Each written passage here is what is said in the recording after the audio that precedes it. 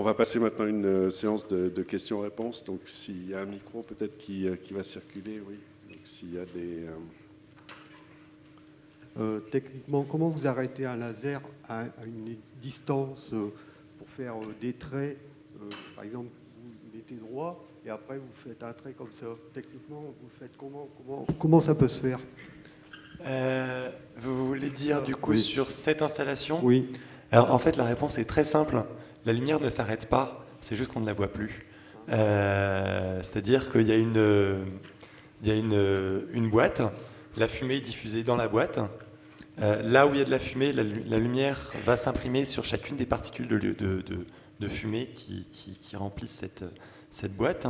Et dès qu'elle passe le plexiglas qui est à l'avant, la lumière continue d'avancer, mais c'est en fait comme si ici, comme c'est quand vous êtes dans une grange, qu'il y a plein de poussière, on verra vraiment le rayon de lumière traverser la pièce comme s'il était physique, comme s'il y avait vraiment un cône de lumière qui tombait. Enfin, un tube de lumière qui tombait du plafond. Donc comme de l'autre côté de la vitre, il n'y a plus de particules en suspension, la lumière continue à avancer, mais on ne la voit plus dans la profondeur. Et dans le cas des danseurs, c'est la lumière qui est d'abord émise et les danseurs suivent la lumière, ou le contraire? C'est quoi? C'est les danseurs qui font bouger la lumière? Alors tout va dépendre des projets. Sur Ascension, dans un premier temps, le danseur est d'une manière contrôlée par la lumière. C'est-à-dire, même contrôler la musique et la lumière contrôle vraiment l'ensemble. Tous les mouvements du danseur vont être donc là, dans le teaser, on ne le voit pas vraiment puisque la musique est autre. Mais chaque mouvement du danseur, chaque impulsion lumineuse et chaque son vont tous être synchronisés, vont travailler comme une même machine. Et le danseur est vraiment contraint par cette machine. Dans le deuxième état, il transcende cet état et on fusionne l'ensemble. Et pour ça, dans le troisième état, où là, c'est vraiment le danseur qui contrôle l'ensemble de la machine. Chacun de ces mouvements va se répercuter en lumière. Et en fait, on a tout simplement une caméra qui le filme et qui reprojette l'ensemble de ces mouvements. Donc, quoi qu'il fasse, la lumière va le suivre et sera comme une extension de lui-même. Sur Matière, le prochain projet, on est plus sur de l'interaction régisseur-danseur.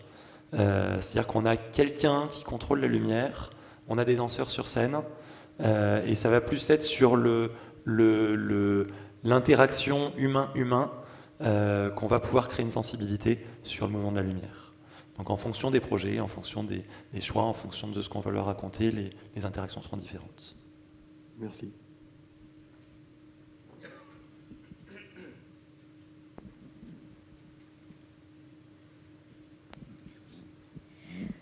Je reviens aussi sur l'expérience avec le danseur qui m'intéresse beaucoup. On a l'impression, à un moment donné, qu'il est dans un drapé de lumière, dans un rideau de lumière, mais physiquement lui-même, qu'est-ce qu'il ressent? Parce qu'il joue avec ce drapé. Mais c'est une illusion pour nous. Qu'est-ce qu'il ressent, lui? Et pour lui, quand j'en discutais avec lui, c'est un peu comme une deuxième peau. C'est cette lumière, il la voit, il la voit autant qu'on la voit en tant que spectateur, à part qu'il sera beaucoup plus proche. Et il y a vraiment quelque chose où, comme elle suit l'ensemble de ses mouvements, pour lui, c'est vraiment comme une peau, comme une extension de lui-même, avec lequel je lui demande de jouer. Je lui demande vraiment de venir jouer d'interagir avec cette lumière et de danser avec elle. Oui, parce qu'on a vraiment l'impression que c'est tactile à un moment donné. C'est tactique. Tactile. Ah, tactile.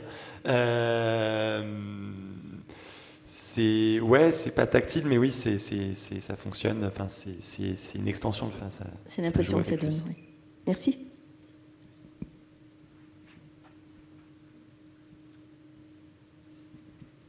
Bonsoir.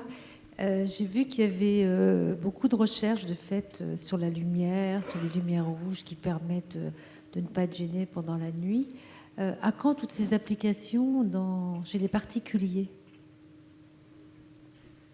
J'ai envie de répondre, il tient qu'à vous d'aller le faire, mais non, le savoir est là.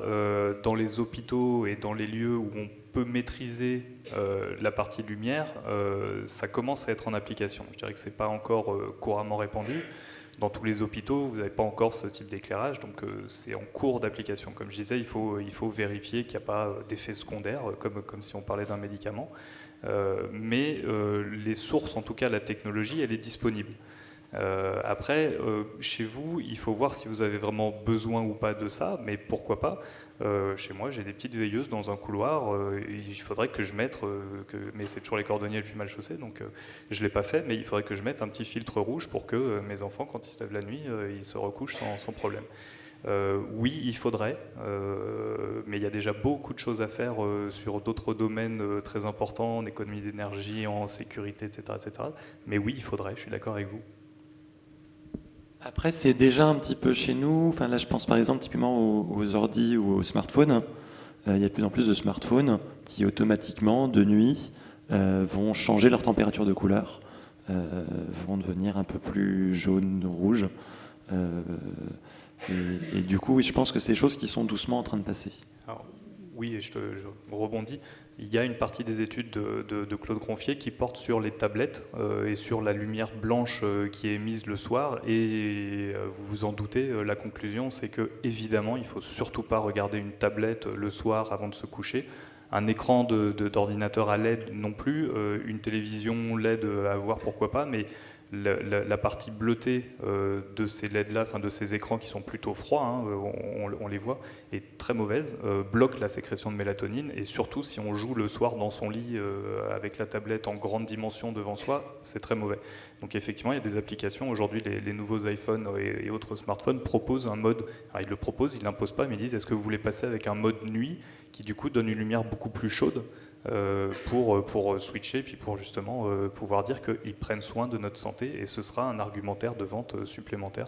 Mais en tout cas, les études prouvent que oui, il y a un vrai impact, et que oui, il faut surtout faire ça, il faut passer sur de la lumière plus chaude le soir. Alors oui, bonsoir. Donc j'ai deux questions pour vous deux. Déjà pour Thomas, j'aurais voulu savoir dans tes créations, je vois que l'utilisation des lasers, c'est beaucoup des lasers de la couleur bleue. Donc j'aurais voulu savoir si pour toi c'était un choix personnel, s'il y avait une raison plus particulière. Et donc pour rebondir là-dessus, pour le camarade d'à côté, savoir si la couleur bleue pour les lasers, pour l'œil humain, ça apportait quelque chose de particulier, et quel ressenti ça pouvait avoir pour le spectateur. C'est vraiment un choix, puisqu'en l'occurrence, les lasers que j'utilise, c'est des lasers RGB. Il y a 3 lasers dedans, un rouge, un vert, un bleu. Le bleu qu'on voit, j'utilise en général pas le rouge, ou quasiment pas. J'utilise surtout, enfin même j'utilise pas, parce que j'utilise surtout le bleu et le vert que je vais mélanger pour avoir ce bleu un peu cyan.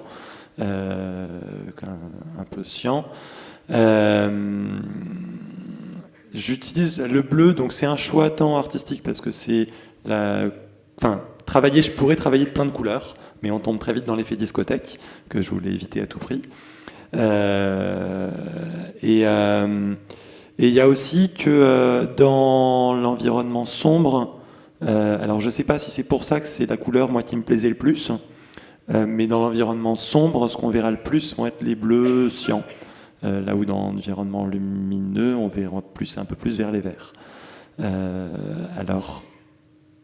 Moi, c'était un choix, j'ai essayé plein de couleurs, et puis je me suis arrêté sur celle-là, parce que c'est celle qui me parlait le plus, et qui prenait le plus de sens par rapport à en termes de ressenti personnel, par rapport à ce que je voulais raconter. Mais oui, je pourrais faire toutes les autres couleurs.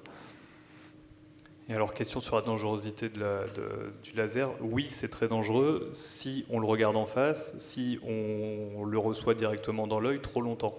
La lumière, c'est comme pour les œuvres, les peintures. En fait, on calcule la dégradation et les blessures, qu'on appelle ça, sur les œuvres, au cumul de lumière reçue par l'œuvre. Donc une œuvre, on dit, si on l'expose à 100 lux pendant 10 heures, c'est la même chose que de l'exposer à 1000 lux pendant 1 heure. C'est le cumul qui est important. Or là, un éclairage en laser, s'il nous passe juste devant l'œil très rapidement, c'est pas très grave. Si on reste, c'est un éclairement, enfin, c'est une quantité d'énergie qui est très importante. Par contre, donc, si on reste un peu trop longtemps devant, ou si on est trop fréquemment exposé et que ça nous passe sur l'œil, oui, c'est dangereux. Et on connaît beaucoup d'artistes ou de gens qui travaillent dans ce domaine-là qui ont des problèmes d'yeux parce qu'ils ne se sont pas protégés suffisamment et qu'ils ont eu plus fréquemment que d'autres à subir cette lumière. Par contre, dans un concert, si vous y allez et qu'il y a un laser qui vous passe sur les yeux, ça ne va pas vous abîmer pour autant la rétine tout de suite, mais il ne faut pas le faire trop souvent. Et c'est comme les œuvres d'art, on dit un flash, c'est pas très grave. Enfin, les gens qui prennent des photos au flash, c'est pas très grave parce que ça n'est qu'un seul, mais devant la Joconde, c'est interdit parce que sinon c'est en permanence des flashs et au cumul, ça commence à devenir trop important. Donc c'est une question de cumul. Donc oui, le laser, c'est dangereux pour l'œil.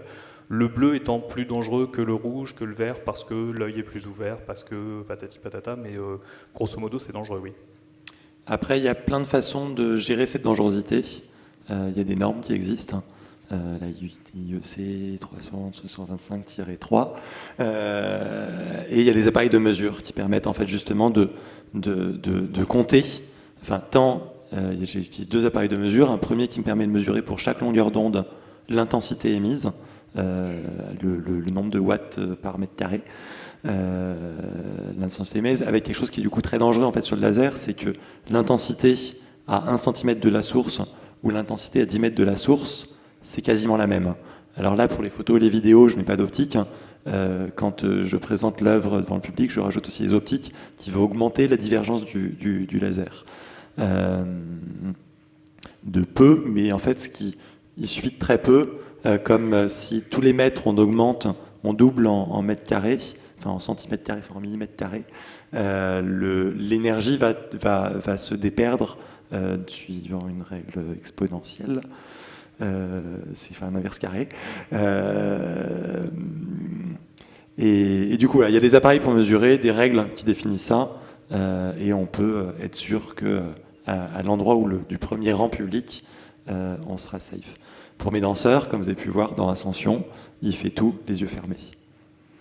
Pour l'anecdote, en Chine, on avait une opération avec le cluster lumière où j'ai trouvé quelqu'un qui voulait me vendre un laser qui n'était pas très autorisé. On a pu allumer une allumette à 20 cm, on a allumé et on a fait allumer l'allumette. Donc l'énergie qu'il y a dans le laser, elle est très importante au point de pouvoir brûler, au sens propre, de pouvoir brûler des choses. Donc c'est pour ça qu'il y a des normes sur les lasers et que les gens qui travaillent sur les lasers, normalement, ont tout le temps des lunettes très particulières pour éviter de se brûler les yeux. Bonjour, enfin plutôt bonsoir. Pareil, moi ce sera une question sur la dangerosité de la lumière. On voit apparaître de plus en plus des lunettes qui sont censées protéger les yeux pour les personnes qui passent beaucoup de temps devant des écrans, que ce soit des comptables, des informaticiens, etc. Ma question c'est, est-ce qu'elles sont vraiment pertinentes, sachant que du coup on peut régler la température et la couleur sur l'écran lui-même déjà. Donc qu'est-ce qu'elle apporte? Est-ce que c'est au niveau de la polarisation de la lumière? Est-ce que ça vient filtrer des bandes de fréquences qui ne sont pas dans le visible et du coup qui viendraient abîmer l'œil? Enfin, est-ce que ces lunettes ont un quelconque intérêt? Et si oui, lequel? Leur rôle, comme c'est indiqué, c'est de renvoyer le bleu, de refléter le bleu. Donc c'est des lunettes qui sont un peu dichroïques, c'est un traitement à couche où on traite le bleu et on laisse passer tout le reste de la lumière visible. Donc ma femme en a de ces lunettes. La première fois, elle a dit t'as vu, j'ai des nouvelles lunettes, machin, et on a des reflets un peu bleu violacé. Surtout quand on est en présence d'une lumière un peu bleutée, donc quand on est devant le ciel, on a un reflet qui est un peu bleuté parce qu'il y a pas mal de lumière de ce type qui arrive. Maintenant, c'est un vrai argument marketing, on en a parlé, c'est l'argument santé, c'est je vais vous faire des lunettes qui vous protègent les yeux non seulement au jour le jour, mais en particulier sur la lumière bleue. En fait, en extérieur, vous en subissez depuis des années, il n'y a pas de problème avec la lumière bleue.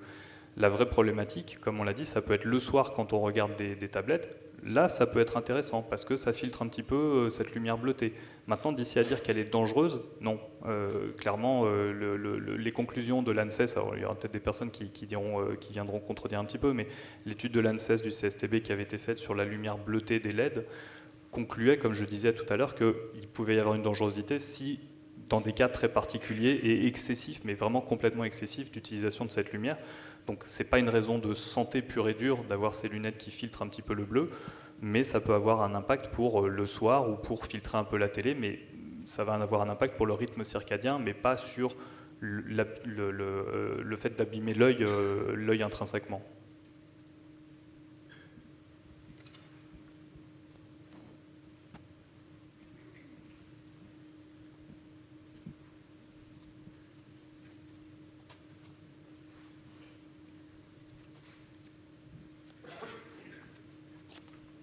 fait faire du sport en plus.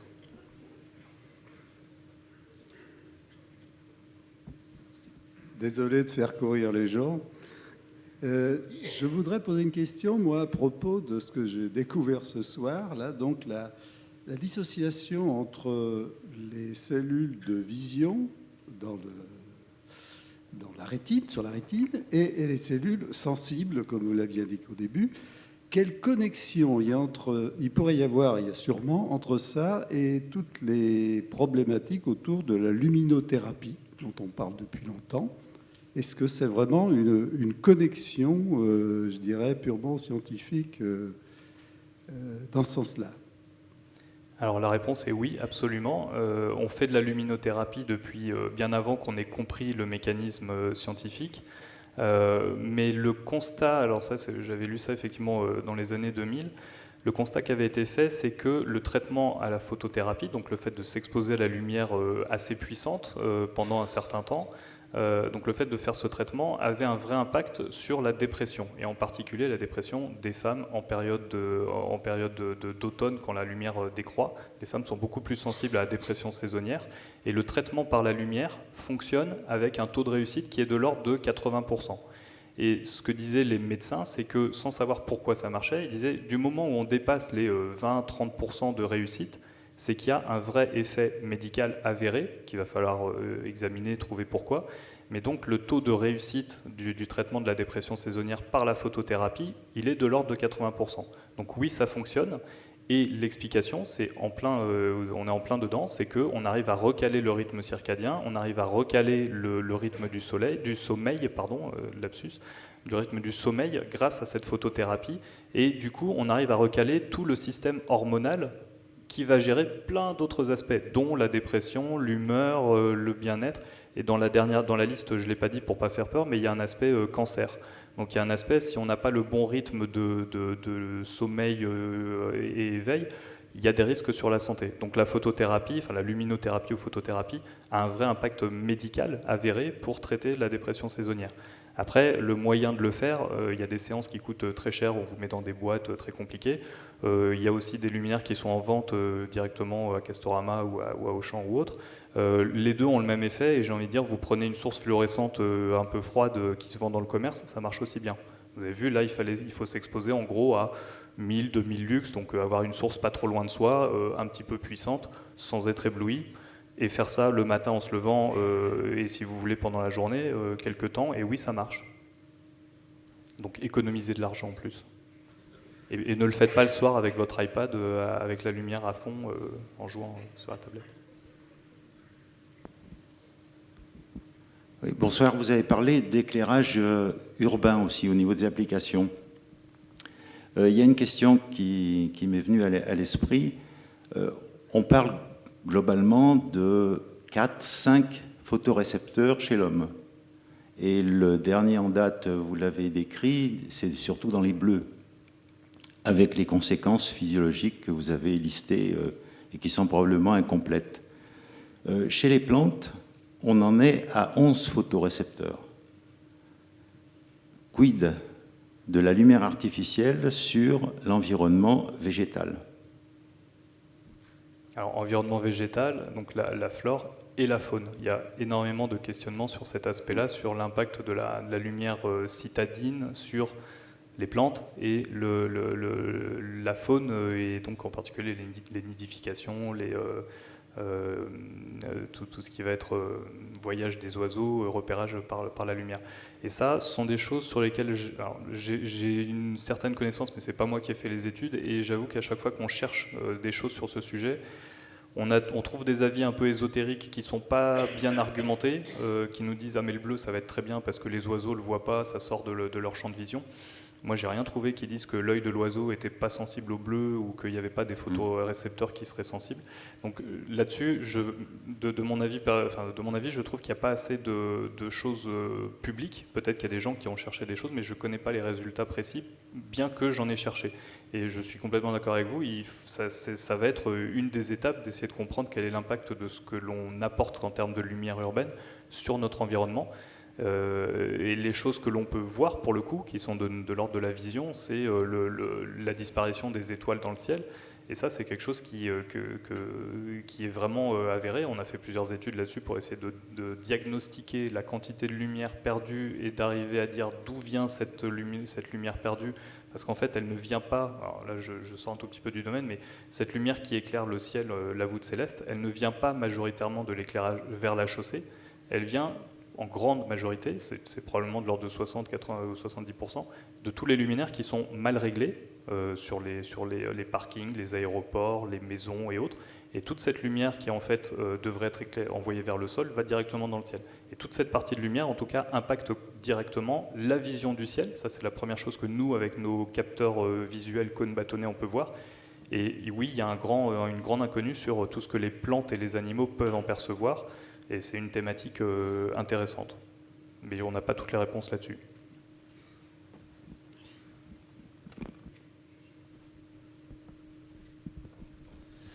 Oui, en vous écoutant, il y a 2 milliards d'humains qui n'ont pas accès à l'électricité aujourd'hui. On me disait quid de la lumière et à quelle vitesse et qu'est-ce qu'on va trouver pour eux, quoi. Quelle est la lumière du futur? Est-ce qu'il y a des développements sur lesquels on travaille aujourd'hui qui vont permettre d'éclairer avec parcimonie mais efficacement l'ensemble de l'humanité? Ah oui, c'est une vaste question. J'avais craint que c'était 2 milliards de questions que vous alliez poser, mais c'est 2 milliards de personnes qui sont concernées, c'est plus important. Alors effectivement, il y a une majorité de la population mondiale qui s'éclaire avec des lampes à pétrole ou qui s'éclaire sans électricité.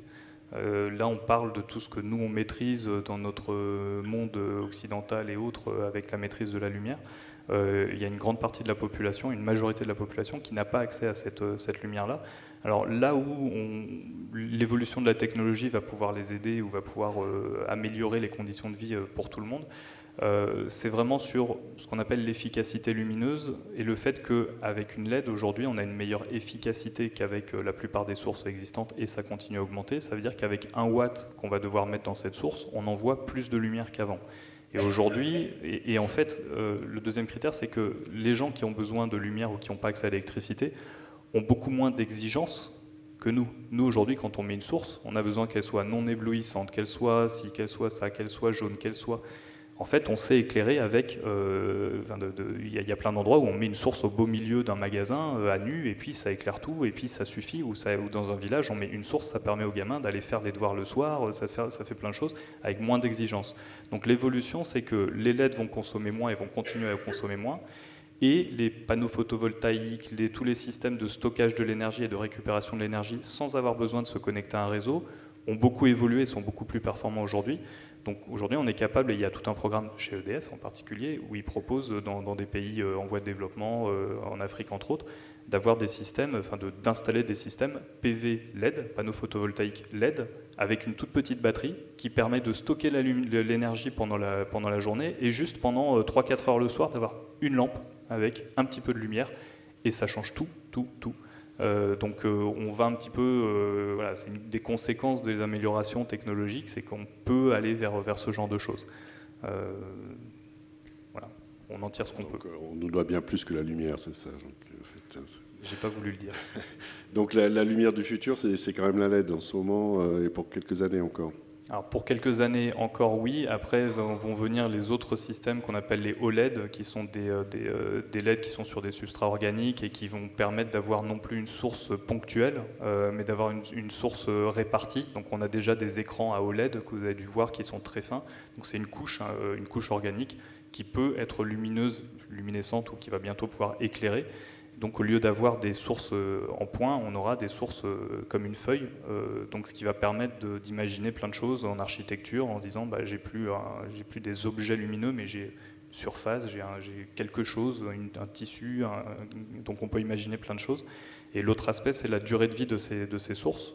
Vous avez dû entendre également que les sources LED étaient à très longue durée de vie. L'ordre de grandeur, c'est 50 000 heures. Si on allume une source 24 heures sur 24, donc en une année, c'est 8000 heures. Donc et en fait, en général, on allume une source chez soi pendant 1000 à 2000 heures. Donc on a une bonne 25 ans, 30 ans de durée de vie pour ces sources. Donc aujourd'hui, on est aussi en train de se dire que ces sources, on va les installer ad vitam aeternam, en tout cas pour la durée de vie d'un bâtiment, c'est sûr. Et pour chez toi, chez moi, on pourra se dire j'ai acheté une source, ça y est, je la lègue à mes enfants peut-être, voire petits-enfants. Très bien. Est-ce qu'il y a encore... Pardon. Après, il y a sur les OLED, en l'occurrence, on a déjà aussi les sources électroluminescentes qu'on utilise parfois en spectacle en scéno qui permettent de faire de grands aplats. Et je repose une question du coup par rapport à ces sources et à l'avancée de ces sources. Si on revient sur le bio et sur tout ce qui est LED, alors OLED je ne sais pas, mais on a vu qu'il y a une grosse composante bleue, et après c'est le phosphore qui va permettre d'émettre sur l'ensemble des autres composantes, enfin des autres longueurs d'onde, et que c'est cette composante bleue qui va, si j'ai bien compris, bloquer la sécrétion de mélatonine. Là où toutes les ampoules incandescentes, à l'inverse, on est très peu de bleu, mais on émet beaucoup plus dans le rouge et l'infrarouge, puisqu'on a une courbe qui va remonter vers... du coup, c'est à la fois une avancée parce qu'on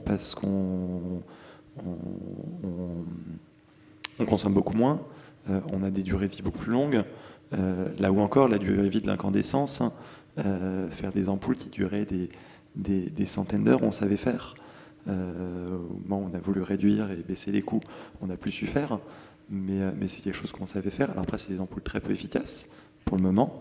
Mais est-ce qu'il n'y a pas aussi, notamment j'en ai parlé au MIT, d'un retour à l'incandescence qui serait du coup efficace à 60-70% sur une autre forme, en construisant un filament différemment ou autre. Est-ce qu'il n'y a pas d'autres sources que la LED qu'on peut aller chercher? Et la LED étant, de ce qu'on en disait là, sur un éclairage nocturne, là où on a besoin de commencer à se reposer, à sécréter de la mélatonine pour aller se coucher, un peu contre-productif.